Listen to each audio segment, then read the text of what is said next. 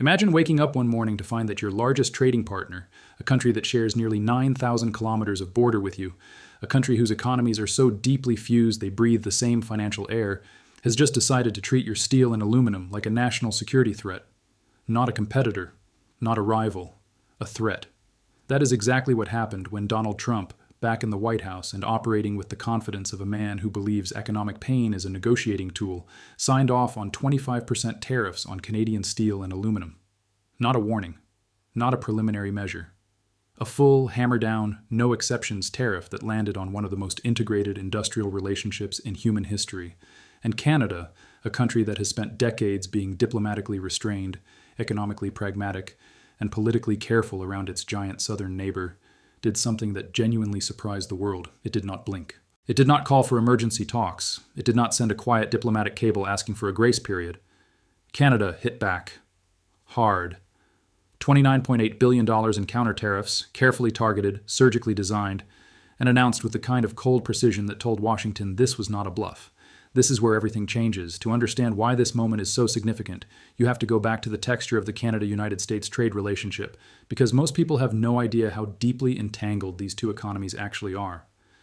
We are not talking about a normal trading partnership where goods cross a border in containers and get logged in customs databases. We are talking about a relationship so integrated that a single automobile crossing the border multiple times during its assembly process is not unusual. Steel produced in Hamilton, Ontario feeds into manufacturing plants in Michigan and Ohio. Aluminum smelted in Quebec powers the aerospace supply chains that run through Washington State and Texas. According to the Office of the United States Trade Representative, bilateral trade between the two countries exceeds $800 billion annually, making it one of the largest bilateral trading relationships on the planet. When Trump put 25% tariffs on Canadian steel and aluminum on May 13, 2026, he was not just taxing a commodity. He was inserting a price spike directly into the nervous system of North American industrial production. But here is what makes this moment different from the first Trump tariff war in 2018. Back then, Canada retaliated, yes, but the broader geopolitical context was different. The world was not watching a fracturing Western alliance, a war grinding through Eastern Europe, a Middle East in perpetual combustion, and a global supply chain that had already been traumatized by a pandemic and then re-traumatized by the shipping disruptions of the Red Sea crisis. In 2026, every economic shock lands in a room that is already on fire, and Trump, whether by design or by instinct, chose this particular moment to reignite the tariff war with the one country most structurally exposed to it. The question that defense analysts, economists, and foreign policy strategists are now asking in urgent, hushed tones is this: is this a negotiating tactic, or is this the beginning of a genuine decoupling between two countries that have spent 80 years building toward integration? The answer, according to multiple sources including Bloomberg and the Financial Times, is that even people inside the Trump administration are not entirely sure. What they do know is that the decision was driven by a combination of domestic political logic and a broader strategic vision that Trump has carried since his first term. The belief that America's industrial base has been hollowed out by decades of trade relationships that prioritized global efficiency over national resilience. Steel and aluminum are symbolic in this framework. They are not just metals, they are the physical embodiment of the argument that America gave away its manufacturing soul in exchange for cheap imports and globalized supply chains. When Trump looks at a Canadian aluminum ingot, he does not see a friendly neighbor's product. He sees evidence of a system that, in his worldview, failed American workers. That framing, whatever you think of its accuracy, is politically powerful. And it is the engine driving the decision that has now triggered the most significant trade confrontation between Canada and the United States in modern history. Canada's response was not improvised. That is the detail that deserves serious attention, because it reveals something important about how Ottawa has been preparing for exactly this scenario. According to Reuters, Canadian trade officials had been wargaming a second Trump tariff offensive since the November 2024 election results came in. The $29.8 billion counter-tariff package did not appear from nowhere. It was drawn from a pre-prepared list of American goods, selected with one overriding strategic principle: maximum political pain in maximum politically sensitive American districts. Florida orange juice, Kentucky bourbon, Wisconsin dairy products, Ohio steel products re-exported through Canadian manufacturing chains, Texas energy equipment. The targeting is not random. It is a map of Republican congressional districts wrapped in a trade policy document. Canada is not just hitting back economically. It is sending a message to the American political system itself, trying to activate pressure from within the Republican coalition against Trump's own tariff decision. This is sophisticated economic statecraft, and it deserves to be recognized as such. What happened next shocked even veteran trade analysts who thought they had seen everything. Rather than the usual back-channel diplomatic activity that normally follows a major tariff escalation, Ottawa publicly announced that it was reviewing the terms of the United States-Mexico-Canada Agreement, the very trade deal that Trump himself negotiated in his first term and held up as a replacement for NAFTA. That review, framed in careful diplomatic language about ensuring the agreement reflects current realities, is in practice a signal that Canada is willing to put the entire architecture of North American trade on the table if Washington does not reverse course. The USMCA, which was supposed to provide stability and predictability for North American commerce, is now being treated as a negotiating chip by one of its own signatories. That is not a small thing. That is a fundamental shift in the strategic posture of a country that has historically preferred quiet diplomacy to public confrontation. At the exact same time Canada was making these moves, something else was happening at the industrial level that is going to shape this story for years.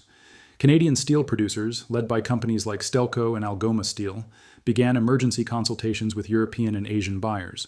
According to the Financial Times, Canadian steel exports to Europe increased by 11% in the first quarter of 2026, as producers began diversifying away from the American market in anticipation of exactly this kind of disruption. This is not a quick pivot. Steel supply chains take months and years to redirect. The fact that Canadian producers were already moving in this direction tells you that the business community in Canada read the political signals clearly and acted on them before the government even made its official announcements. Meanwhile, American steel users, the manufacturers, the construction firms, the automotive suppliers began their own quiet panic because 25% tariffs on Canadian steel do not disappear into the ether. They land directly on the cost side of the American production equation. A car manufacturer in Michigan that sources steel from Ontario is now facing a cost increase that either gets absorbed as a margin hit or gets passed to consumers as a price increase. Neither option is painless. Neither option is politically neutral. But that is not even the most dangerous part. The most dangerous part of this escalation is what it reveals about the structural vulnerability of the American aluminum supply chain specifically. Canada is not just a convenient aluminum supplier to the United States. According to Defense News and multiple IMF commodity reports, Canada provides approximately 55% of all primary aluminum imported into the United States. This is not a commodity relationship that can be quickly replaced. Primary aluminum smelting is an extraordinarily energy-intensive process, and the United States has been allowing its domestic smelting capacity to atrophy for decades, primarily because Canadian hydroelectric power gives Canadian smelters a cost advantage that American producers using grid electricity simply cannot match. When you impose a 25% tariff on the primary input of your own industrial and defense manufacturing base, you are doing something that requires a very careful strategic calculation. You are betting that the short-term pain of higher aluminum costs is worth the long-term gain of whatever concession you are trying to extract from Canada, or whatever domestic production capacity you are trying to incentivize. Defense analysts at institutions including the Center for Strategic and International Studies have been raising alarm bells about this specific vulnerability for years, pointing out that American military production, aircraft, vehicles, munitions casings, electronic components, depends on reliable aluminum supply chains that run directly through Canada. Tariffing that supply chain does not just raise prices, it introduces uncertainty into defense procurement timelines at a moment when global security demands are rising. The aerospace dimension of this story is particularly striking. The relationship between Boeing in the United States and the Canadian aerospace supply chain is one of the most technically integrated bilateral industrial relationships in the world. Canadian companies manufacture components that end up in American military and commercial aircraft with a level of specificity and quality control that cannot be replicated overnight. When tariffs land on the metals flowing through that relationship, the disruption does not show up immediately in dramatic headlines. It shows up months later in delayed delivery schedules, in component sourcing reviews, in procurement officers quietly asking whether alternative suppliers in Brazil or Japan can be qualified in time. These are not hypothetical concerns. According to multiple defense procurement experts speaking to Defense News in the weeks following the tariff announcement, at least 3 major American defense programs are conducting exactly these reviews right now. The tariff war has already crossed from the realm of economics into the realm of defense planning, and that is a threshold that most trade confrontations never reach. Inside the Trump White House, the strategic calculation appears to be running on a different logic entirely. Senior administration officials, speaking to Bloomberg on background, have suggested that the tariff escalation is designed in part to force Canada toward a fundamental renegotiation of the USMCA before its scheduled 2026 review, extracting concessions on dairy market access, digital services taxation of American tech companies operating in Canada, and most significantly, Canadian pharmaceutical pricing policies that the administration views as essentially free riding on American pharmaceutical research and development investment. These are not trivial demands. Canadian dairy supply management is one of the most politically protected industries in the country, defended by a farming lobby that has enormous influence across Quebec and Ontario provincial politics. Canadian digital services taxes on American tech companies have already been a source of fierce bilateral tension, and pharmaceutical pricing touches the deepest nerve in Canadian healthcare policy, a system that Canadians view not merely as policy, but as a fundamental expression of national identity. If these are the real objectives behind the tariff escalation, then we are not looking at a metals dispute. We are looking at a comprehensive attempt to restructure the terms of the entire North American relationship. And that context makes Canada's counter-tariff response look less like retaliation and more like the opening move in what could be a very long and very painful negotiation. The Canadian domestic political situation adds another layer of extraordinary complexity to this story.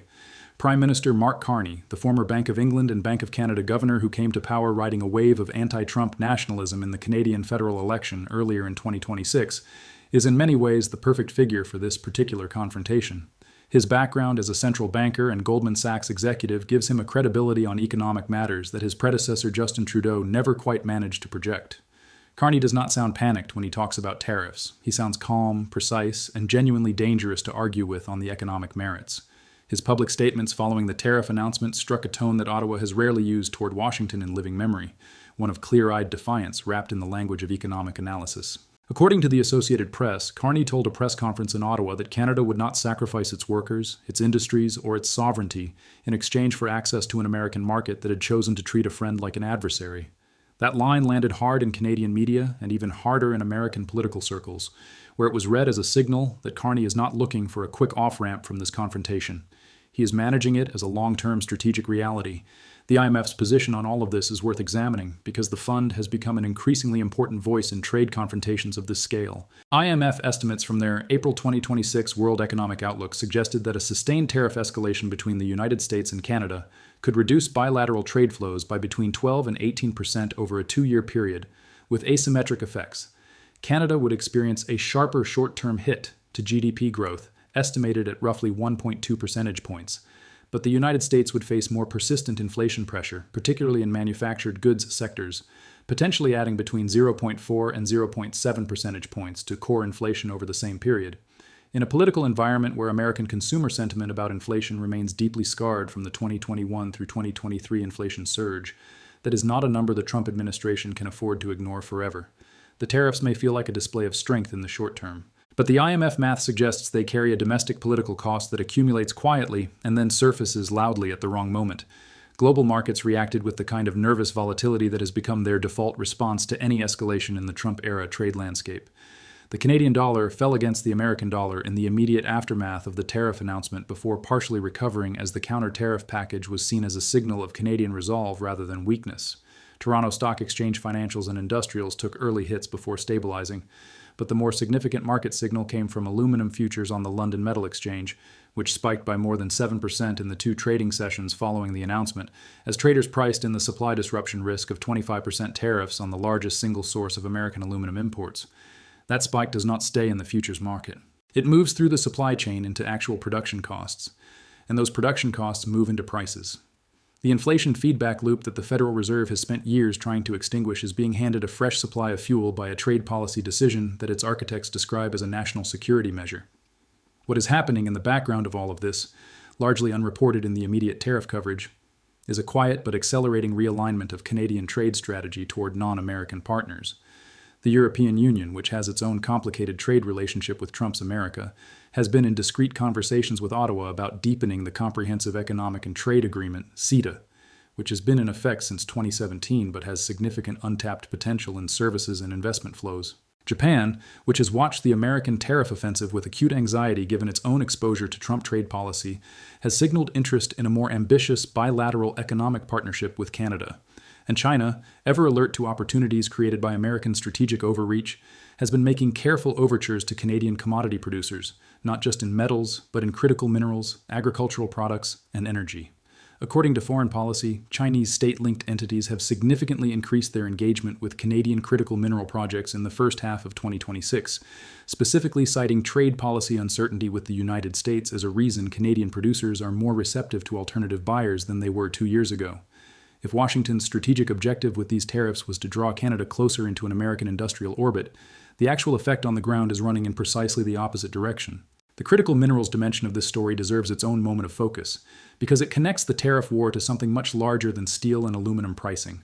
Canada sits on some of the most significant deposits of lithium, cobalt, nickel, and rare earth elements in the world, the materials that are the foundation of every electric vehicle battery, every advanced military system, every renewable energy installation. The United States has been trying to build a North American critical mineral supply chain that reduces dependence on Chinese processing capacity, and Canada is supposed to be the cornerstone of that strategy. When the relationship between the two countries is poisoned by a tariff war over metals, the cooperative framework needed to develop those critical mineral supply chains together becomes much harder to maintain.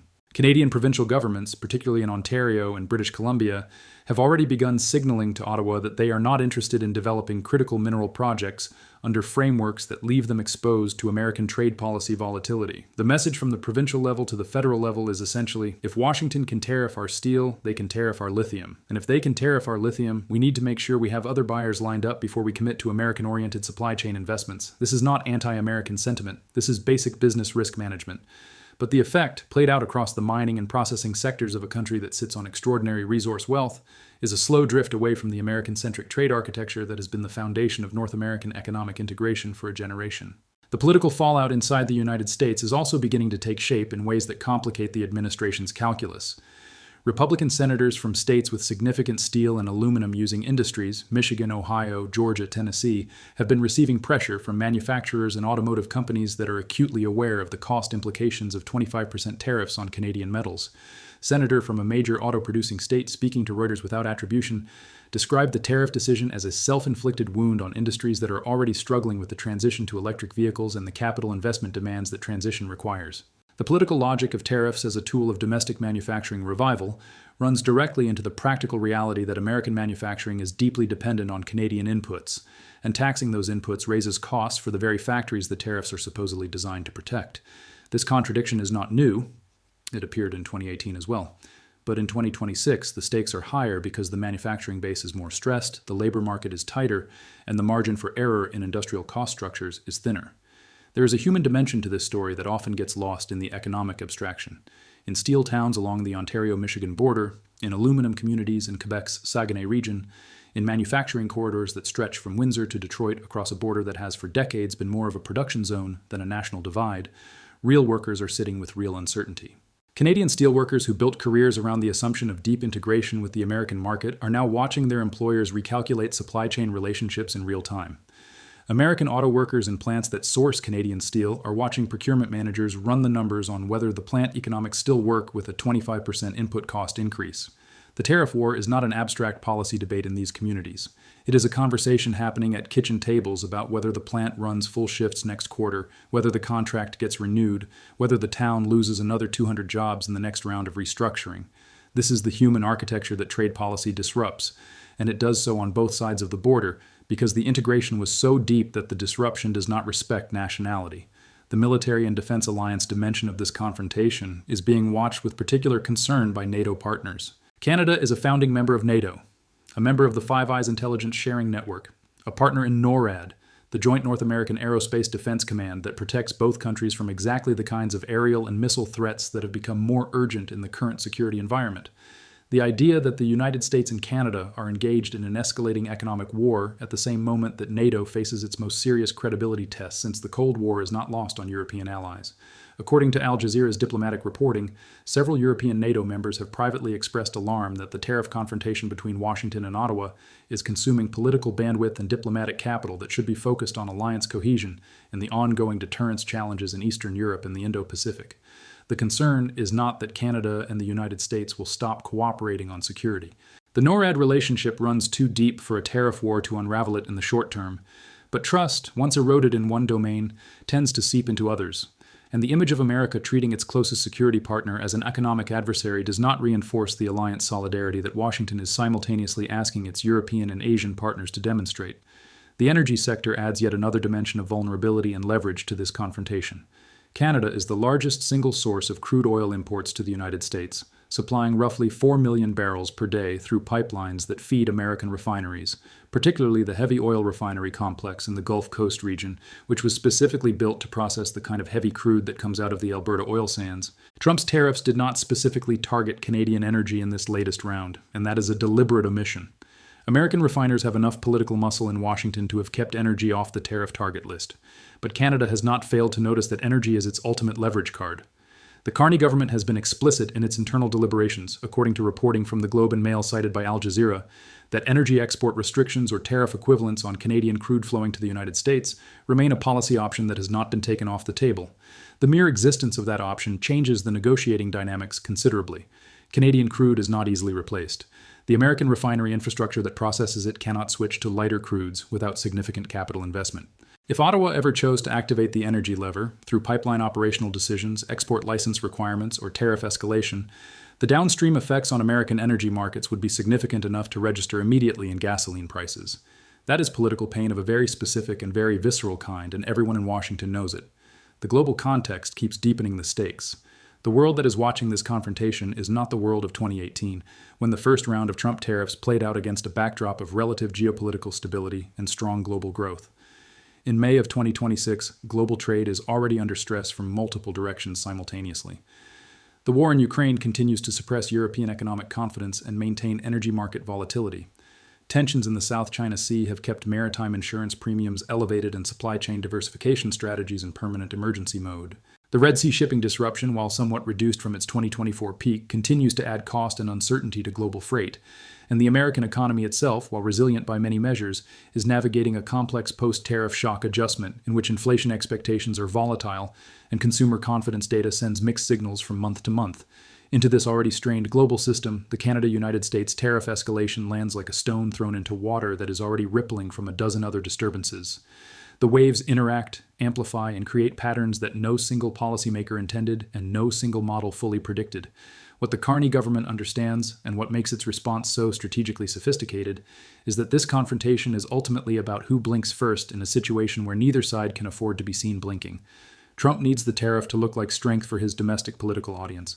Carney needs the counter-tariff to look like resolve for a Canadian electorate that elected him on a platform of standing up to American pressure. The economic costs on both sides are real and mounting, but the political costs of capitulation for both leaders, in their respective domestic political contexts, may be higher than the economic costs of continuation. This is the classic structure of a trade war that escalates further than either party originally intended, driven not by economic rationality but by the political mathematics of leadership credibility. Economists on both sides of the border understand this. Trade negotiators on both sides of the border understand this.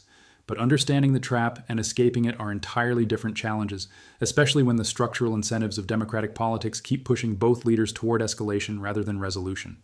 The deadline that now looms over this entire situation is the USMCA formal review, which under the terms of the agreement is scheduled to conclude by the end of 2026. That review was supposed to be a relatively technical process of confirming that the agreement's provisions are working as intended or making modest adjustments. It has now been transformed by the tariff escalation into something far more consequential. Both sides are arriving at the review table not as cooperative partners, fine-tuning a working relationship, but as adversaries trying to extract maximum concessions from a confrontation that has already done measurable economic damage to both. The question of whether the USMCA survives this review process in a form that maintains the basic framework of North American free trade, or whether it gets fundamentally renegotiated into something more restrictive and less integrated, is one of the most consequential economic questions of the current era. The answer will determine the trajectory of North American industrial development for the next decade, will shape the investment decisions of every major manufacturer operating across the three-country zone, and will send a signal to the rest of the world about whether the United States is a reliable anchor for rules-based trade, or whether it will use economic coercion against its closest partners whenever domestic political logic demands it. Defense analysts watching the military dimension of this confrontation note with particular concern that the timing coincides with a critical phase in the renegotiation of NORAD modernization funding and the broader trilateral security architecture that ties Canada and the United States together in continental defense. Canada has been under sustained American pressure to increase its defense spending toward the NATO 2% of GDP target, pressure that Carney has been responsive to in principle but constrained in delivery by domestic fiscal realities. A trade war that inflicts real economic damage on Canada's GDP growth trajectory makes it harder, not easier, for Ottawa to find the fiscal space to accelerate defense investment. If the tariff war slows Canadian economic growth by the IMF's estimated 1.2 percentage points, the defense spending gap between what Ottawa is delivering and what Washington is demanding gets wider, not narrower. This is a strategic own goal of significant proportions, and American defense officials are not unaware of it. The tension between the Treasury Department's trade policy logic and the Pentagon's alliance management logic is one of the defining internal contradictions of the Trump administration's current North American strategy. And now, as of May 13, 2026, both governments are facing a set of decisions whose consequences will echo through the North American economic and political landscape for years. Canada's counter-tariff package has been announced, and the initial consultations with affected industries are underway. The USMCA review clock is ticking. The IMF's inflation models are running. The defense procurement reviews are proceeding. The critical mineral investment conversations are happening in Ottawa, Brussels, Tokyo, and Beijing simultaneously. The aluminum futures markets are elevated. The automotive supply chain managers are running contingency models. The provincial premiers are calling federal ministers. The American manufacturers in tariff-exposed states are calling their congressional representatives. The congressional representatives are doing the political math about whether to stand with the administration or break ranks. Every one of these processes is in motion simultaneously, driven by the same triggering event, moving toward the same deadline, with no clear resolution in sight. The final question, the one that nobody in either capital can answer with confidence right now, is whether this confrontation has a negotiated exit that both sides can live with politically, or whether it has already developed its own momentum toward a level of structural economic decoupling that nobody originally wanted, but that both sides are now beginning to plan for. The signals are deeply mixed. Carney's government is talking to Brussels and Tokyo. Trump's advisors are framing the tariffs as a negotiating tool rather than a permanent policy.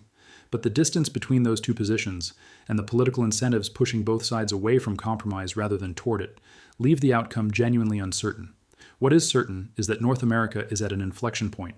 The assumption of deep economic integration that has structured the politics, the investment decisions, the industrial strategies, and the security relationships of this continent for more than 3 decades is being tested in real time, under real pressure, with real consequences accumulating by the day. And somewhere in the space between a 25% tariff and a $29.8 billion response, the future shape of the most important bilateral relationship in the world is being decided. The clock is running, neither side has blinked, and the room keeps getting smaller.